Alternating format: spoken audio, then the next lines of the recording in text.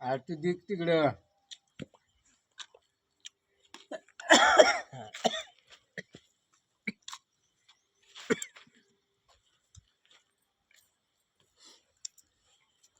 भाजी का पनीरची केलीस का काय?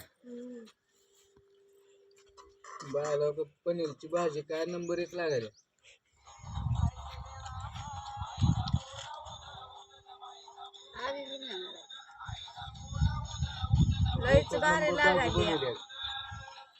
भारी लागेल का भाजी?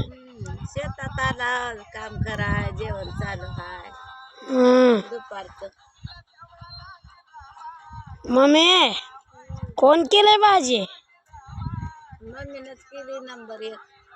पप्पा कच चाललंय जेवण? 1 नंबर.